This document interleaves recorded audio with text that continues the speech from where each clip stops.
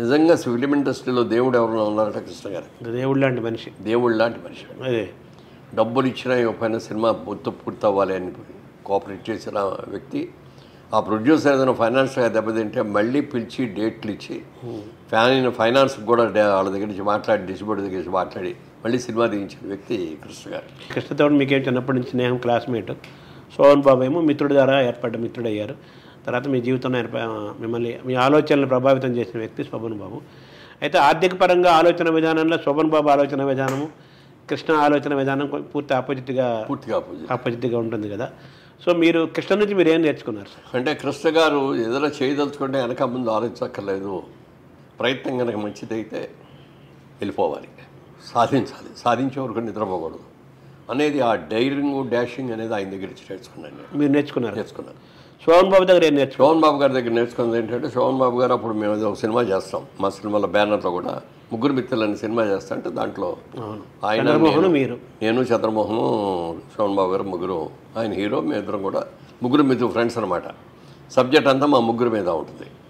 So ఆ సినిమాలో చేసినప్పుడు ఇంకా బాగా క్లోజ్ అయిపోయాడు. క్లోజ్ అయిన తర్వాత ఒక రోజున అడిగాడు ఆయన, మురళీమోహన్ గారు మీ ఎర్నింగ్స్ అన్నీ ఎక్కడ ఇన్వెస్ట్ చేస్తారు అన్నాడు. అంటే నేను బిజినెస్ మ్యాన్ అండి, అందుకని జేబేరి బ్యానర్ పెట్టుకొని సినిమాలు తీస్తున్నాను, నాకు నచ్చిన సినిమాలు కొనుక్కుంటున్నానండి. అలాగే ఇంకా ఏదో 2 డిస్ట్రిబ్యూటివ్ కంపెనీల్లో షేర్ హోల్డర్గా చేరానండి.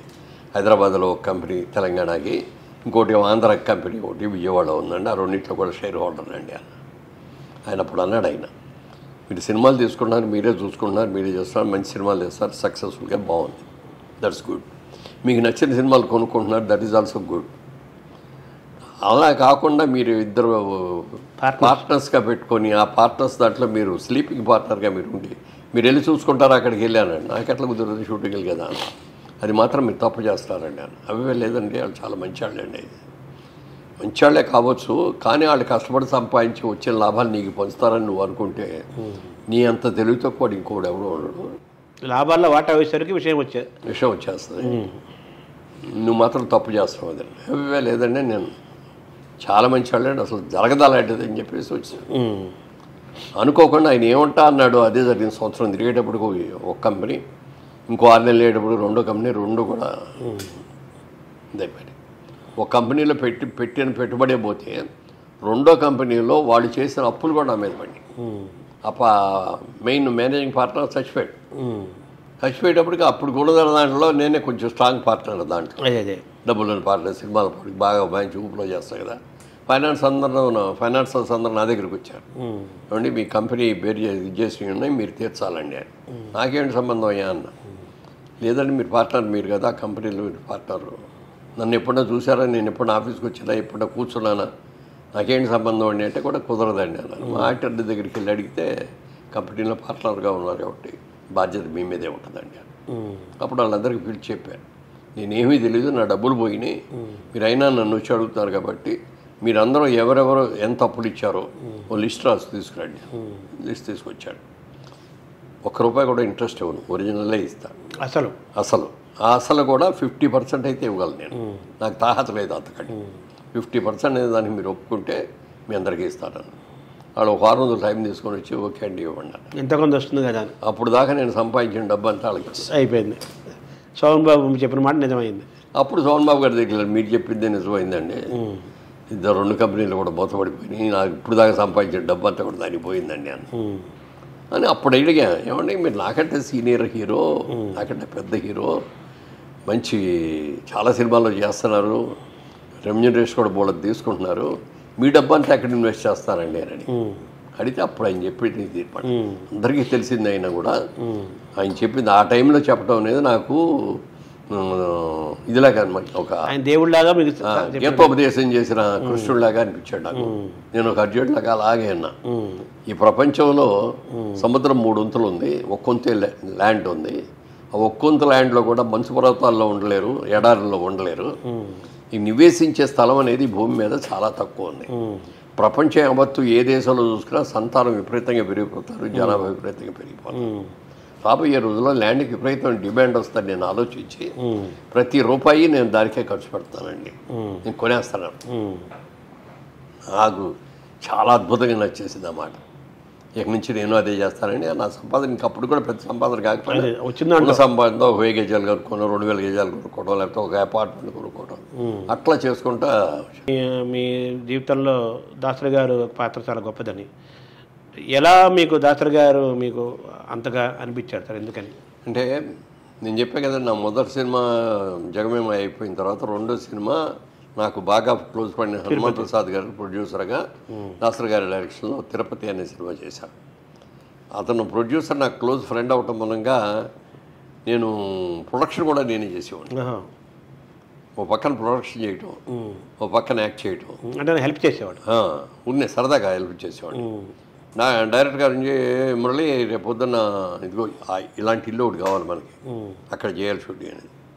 మనకు తెలిసా తెలిపోయినా వెళ్ళేసి అడిగేసేవాడిని. ఇన్వాల్వ్ అయిపోయాను. అది కూడా చూశాడు.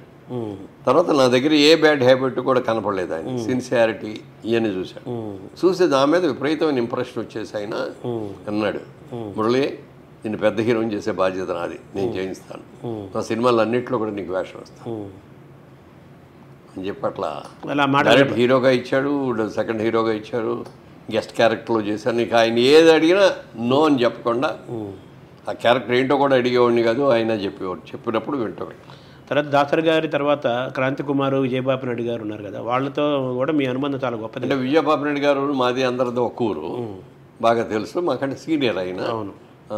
తర్వాత ఆయన, నేను, ముఖర్జీ గారు అని సమతా ఆర్ట్స్ అని, అవును, మేము ముగ్గురు విజయవాడలో ఏలూరులో చదువుకున్నప్పుడు ఏలూరు కాలేజీలో ఒక రూమ్లో ఉండేవాళ్ళం మేము ముగ్గురు. బాబునాయుడు గారు ఏమో డిగ్రీ చదువుతూ ఉండేవాడు, మేము ఇంటర్మీడియట్ చదువుతాం. మేము ముగ్గురు ఒకే రూమ్ అనమాట.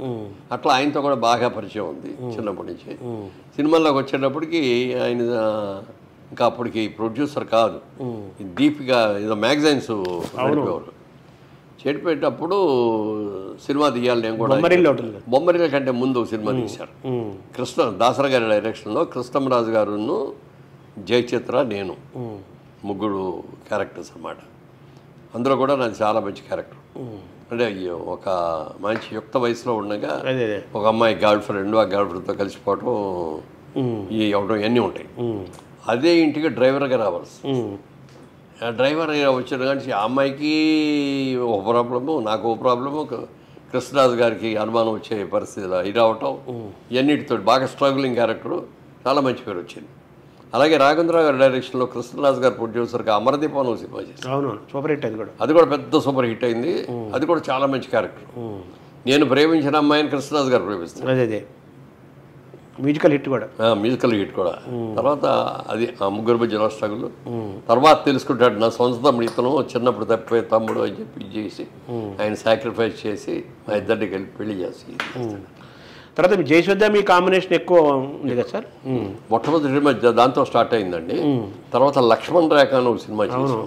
లక్ష్మణ్ రేఖలో మళ్ళీ కలిసి చేసాం.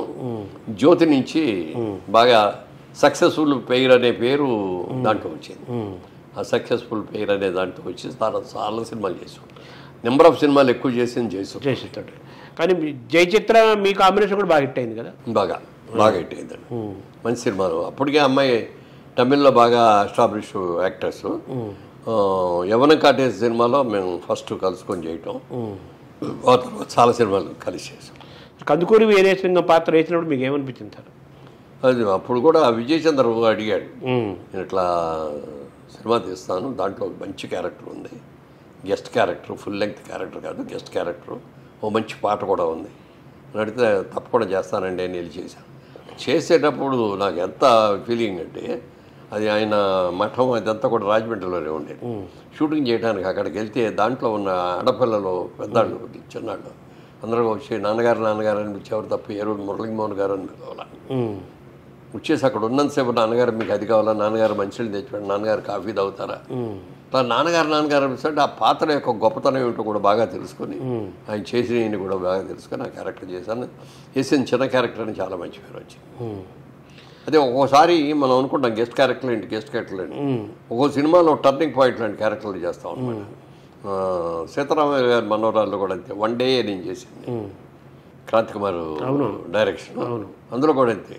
ఆ సినిమా నేను వచ్చిన తర్వాత సినిమా టర్న్ అవుద్ది అనమాట. అంటే కీలకమైన పాత్ర, మలుపులు ఉంటాయి, అది ఆయనకి ఎంతో పేరు వచ్చింది. చిన్న వేషం వేసా. అలాగే యువతరం కదిలిందని మాదాల రంగారావు సినిమా చేశారు. దాంట్లో కూడా గెస్ట్ వేషం అని అడిగారు. అడిగితే నేను అప్పుడు చాలా బిజీగా ఉన్నాను, చేయలేనని. అంటే మన ఇద్దరం ఫ్రెండ్స్ నా కోసం ఒక్కరోజు చేయలేవా అంటే, విజయబాబు రెడ్డి గారి డేట్లు అవన్నీ ఆయన ఏమో ఏలూరులో మొత్తం అందరినీ తీసుకెళ్ళి అక్కడ పెట్టాడు, ఒక రోజు వదిలి రావడం అనేది కుదరదు అంటే, మీరు అడగండి, ట్రై చేయండి, నాకు ఒక్కరోజు వస్తే పొద్దున్నే వస్తే రాత్రికి పంపించేస్తాను అన్నాడు. సరే అని చెప్పి ఆయన అడిగితే ఒక్కరోజు ఆయన ఒకదే వెళ్ళిరా అన్నాడు. తెల్లవారుదామున ఎర్లీ మార్నింగ్ 7 o'clock షూటింగ్ మొదలుపెట్టాడండి. రాత్రి 12 దాకా కంటిన్యూస్ చేశాడు. 14 సీన్లు చేశాడు. 14 సీన్లు చేస్తే ఆ సినిమా రిలీజ్ అయిన తర్వాత చూస్తే హీరో క్యారెక్టర్ నేనే అనుకున్న లెవెల్లో ఆ సినిమా రిలీజ్ అయింది. పెద్ద పేరు వచ్చిందండి, ఎస్టాబ్లిష్ అయిపోయింది. సార్ తర్వాత మీరు ఈ సినిమా ప్రయాణంలో మనూరు పాండవులు బాపు గారి ఇదిలో అందులో చిరంజీవి మీరంతా కలిపి ఉన్నారు. మీరు అప్పటికే ఒక సెలబ్రిటీ పెద్ద హీరో అయిపోయారు. చిరంజీవి అప్పుడే అప్కమింగ్ జస్ట్ బిగినింగ్ చేసి ఆయనకి. సో ఇప్పటికీ మీకు చిరంజీవికి మీ మధ్య చాలా స్నేహం అలాగే అన్నేళ్ల నుంచి కొనసాగుతుంది, దాదాపు 45 ఏళ్ల నుంచి. అప్పుడు మీరు చిరంజీవినిలో మీరు ఏం గమనించారు సార్? మీరు అంటే ఆ వ్యక్తిని నాకు పరిచయం అక్కడే ఆ సినిమా ఇది మనూరు పాండవులో చేసినప్పుడు ఇదిగో అన్నదమ్ములు మీరు 5గురు, ధర్మరాజు పాత్ర మీరు, భీముడి పాత్ర ప్రసాద్ బాబు, అర్జునుడి పాత్ర ఏమో చిరంజీవి గారు, నకులు సహదేవుడు ఏమో మన భానుచంద్రన్, ఇంకో ప్రసాద్ బాబు ఉంటుంది, ప్రసాద్ బాబు ఏమో భీముడు, అది ఈ క్యారెక్టర్స్ అని చెప్పారు. అక్కడి నుంచి మేము అందరం 5గురు కూడా ఫ్రెండ్స్ లాగా కలిసి తిరగటం. షూటింగ్ ఉన్న రోజులు మా 5గురికి ఉండేది, లేకపోతే ఇండివిజువల్గా ఉండేది కాదు ఎవరికాడికి. అట్లా బాగా పరిచయం అయిపోయింది, బాగా స్నేహం అయిపోయింది. అందరు కలిసి సినిమాలకు కలిసి వెళ్తూ ఉండేవాళ్ళం. అట్లా బాగా కలిసిపోయాం. అప్పటికి నేను బాగా సీనియర్ హీరో అయిపోయారు. అప్పటికి ఇదైనా కూడా అందరు కలిసి అట్లా ఉండేవాళ్ళం. దాంతో బాగా అంటే చిరంజీవి మీరు ఏం గమనించారు? చిరంజీవిలో నేను చూసింది ఏంటంటే బాడీ బ్రహ్మాండమైన ఉంది, బ్రహ్మాండమైన కన్ను ఉంది. ఏ ఎక్స్ప్రెషన్ కావాలన్నా అసలు ఎక్స్ప్రెషన్ ఇస్తే కళ్ళు కోపంగా చూపించాలన్నా, నవ్వుతూ చూపించాలన్నా, లేదా వేళాకోళంగా చూడాలన్నా ఏదైనా సరే ఆ కళ్ళల్లో ఎక్స్ప్రెషన్ అలా వచ్చేసి. తర్వాత ఫైట్స్ అద్భుతంగా చేశాడు, సాంగ్స్ అద్భుతంగా చేశాడు. ఇక అంతకంటే ఆర్టిస్ట్కి ఏం కావాల్సింది అదే కదా. రాబోయే రోజుల్లో ఇతను పెద్ద యాక్టర్ అయిపోతాడు అనే ఫీలింగ్ అప్పుడే వచ్చేసి. ఆయన అన్నారా మీరు చిరంజీవితో అన్నమాట? చిరంజీవితో డైరెక్ట్గా అనలేదు, కానీ కృష్ణరాజు గారు ఒక రోజున అన్నాడు అనమాట, మురళీమోహన్ చిరంజీవి చాలా పెద్ద యాక్టర్ అవుతాడయ్యా, మనకి మంచి విలన్ దొరికినట్టే, మంచి కన్ను గిట్టు బాగుతాడు, విలన్ ఏంటంటే బాబు ఇండస్ట్రీకి మూడు అవుతాడు, పెద్ద హీరో అయిపోతాడు. వాళ్ళిద్దరిదే ఒకే ఊరు. ఒకే ఊరు. అదే